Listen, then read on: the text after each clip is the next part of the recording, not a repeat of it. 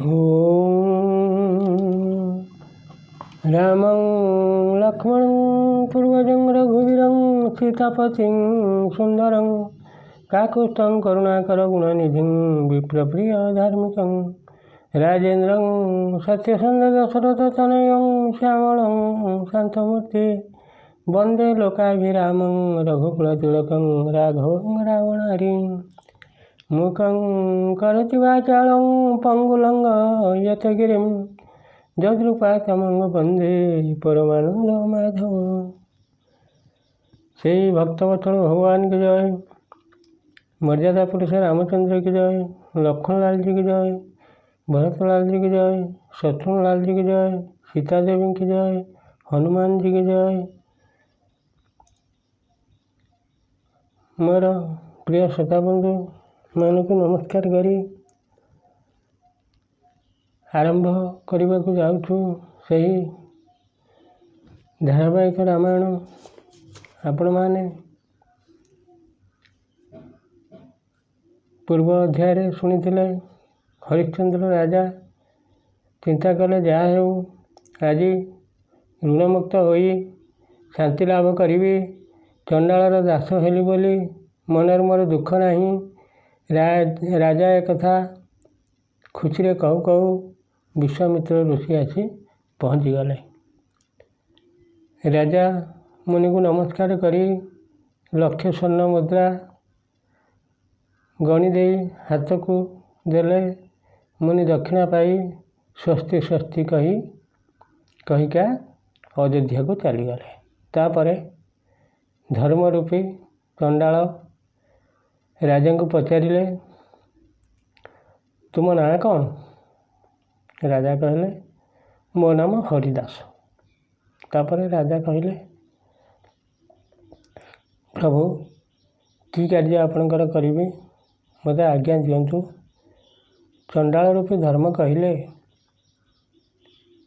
मो शुकड़पल को सांगर धरी ये जो दक्षिण को जो श्मशान देखा जाऊँगी से शुकर को जगिबू आ कौन? दिन राति श्मशान थो जी शव पोजा को आसब गोटा 50 काहण कर आदाय करूँ से जमी गोटे उणा हेब ना। राजा कहले हे प्रभु जहाँ आज्ञा देले सब पालिबे किंतु तुम्भ घरे मु खाइबी नहीं। चंडाल रूपी धर्म कहले हौ हैला एक कही ताको घर को चलीगले। तापरे राजा हाड़ी कर्म को करुथांती।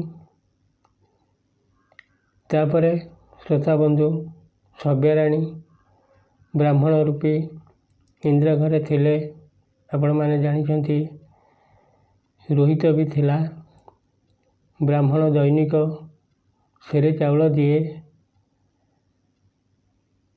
सेतिकी को रोहित 3 थर 3 पा खाई दिए आउ पाए मात्र सभ्यराणी खाती। किछि दिन चलीगला। ब्राह्मणर टिके दया भाव आसला। सभ्य को डाकी कहला तो पुओ तो सेरे चाउल अन्न खाई देउथुव तू उपवास रही तोर देह सुखी गलानी सेथिपाई मो मनर कष्ट होउची। तेणु काली ठारू गोटे काम कर तो पुओ को कहबू मोर देव पूजा पाई फूल तोली आनी दब ता मजूरी बाबद को आउ सेरे देले 2 जने खुशी माँ पुओ खाई सुखरे बंचब। सभ्यराणी से कथार सम्मत कला। से पाखरे विश्वामित्र उपवन थाए। रोहित दैनिक उपवन को फूल तले हाथ यदि न पाए डाल भांगिकी फूल तोली आने डाल से पड़ी थाए। दिने विश्वामित्र ऋषि तपोवन को जाई देखिले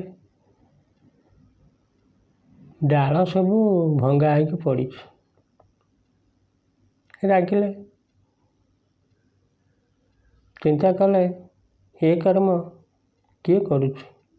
ଧ୍ୟାନରେ ଜାଣିପାରିଲେ ହରିଶ୍ଚନ୍ଦ୍ର ପୁଅ ରୋହିତ ଏ ଡାଳ ସବୁ ଭାଙ୍ଗୁଛି। ଅଭିଶାପ ଦେଲେ ଏ ଉପବନ ଭିତରେ ଯିଏ ପଶିବ ତାକୁ ସର୍ପ ଦଂଶନ କରିବ। ସାପ ଦେଇ ଘରକୁ ଚାଲିଗଲେ। ସେହିଦିନ ରାତ୍ରରେ ସବ୍ୟାରାଣୀ ସ୍ୱପ୍ନ ଦେଖିଲେ ରୋହିତ ଫୁଲ ତୋଳିବାକୁ ଯାଇଥିଲା, ସର୍ପ ଦଂଶନରେ ମରିଯାଇଛି। ସବ୍ୟାକୁ ଆଉ ରାତି ସାରା ନିଦ ହେଲା ନାହିଁ। ରାତି ପାଇ ପ୍ରଭାତ ହେଲା। ରୋହିତ ଫୁଲ ତୋଳିବାକୁ ବାହାରିଲା। ସବ୍ୟାରାଣୀ ଯାଇ ବାରଣ କଲେ, ବାଟରୁ ଓଗାଳିଲେ, ବାବୁ ଆଜି ଫୁଲ ତୋଳିବାକୁ ଯାଏନା। ମୁଁ କାଲି ସ୍ୱପ୍ନ ଦେଖିଛି ଫୁଲ ତୋଳିବା ବେଳେ ତୋତେ ସର୍ପ ଦଂଶନ କରିଛି। ତୁ ମରିଯାଇଛୁ। ତୁ ମାତ୍ର ମୋର ଏକମାତ୍ର ପୁତ୍ର।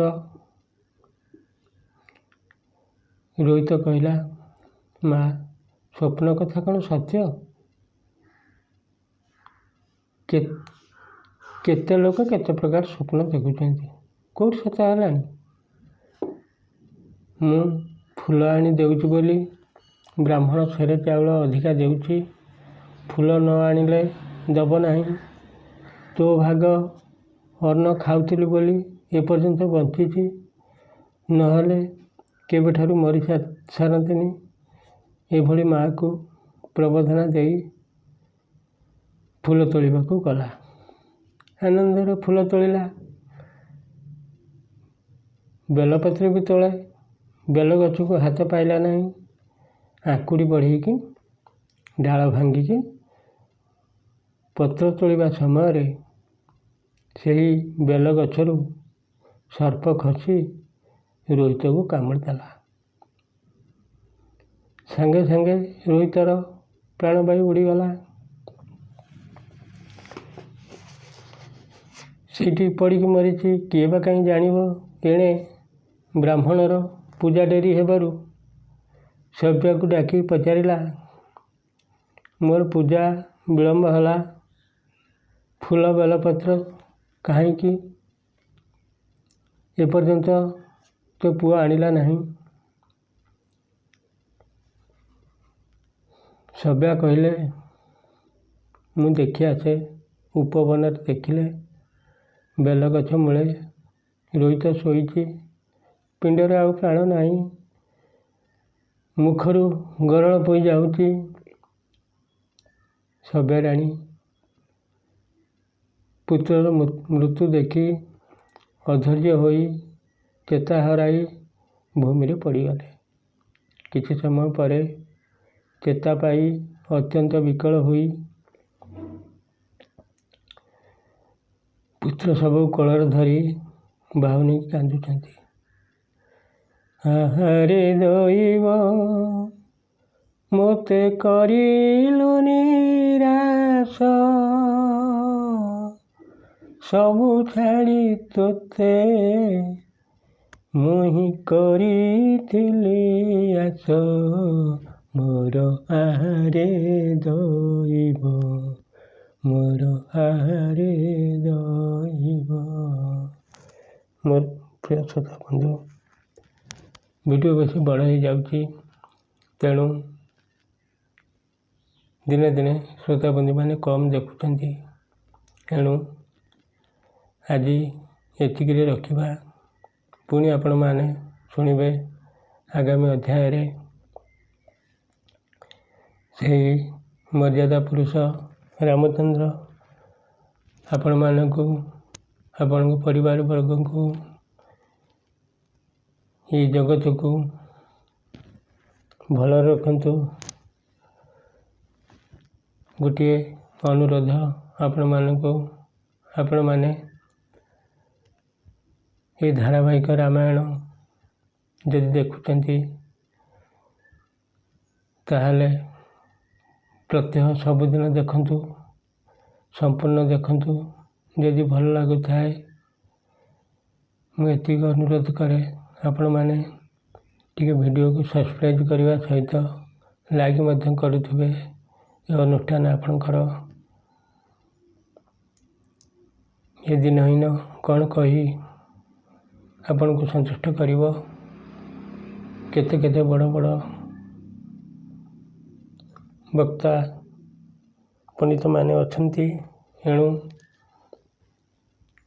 ଆପଣମାନଙ୍କୁ ନମସ୍କାର କରି ସେହି ଝଙ୍କଡ଼ବାସିନୀ ମା ଶାରଳାଙ୍କୁ ନମସ୍କାର କରି ସେହି ମର୍ଯ୍ୟାଦା ପୁରୁଷ ରାମନାରାୟଣଙ୍କୁ ନମସ୍କାର କରି ସେହି ୟୁଟ୍ୟୁବ୍ କର୍ମକର୍ତ୍ତାମାନଙ୍କୁ ନମସ୍କାର ନିବେଦନ କରି ପୁନଶ୍ଚ ମୋର ଶ୍ରୋତା ବନ୍ଧୁମାନଙ୍କୁ ନମସ୍କାର କରି ବିଦାୟ ନେଉଛି। ଜୟ ଶ୍ରୀରାମ।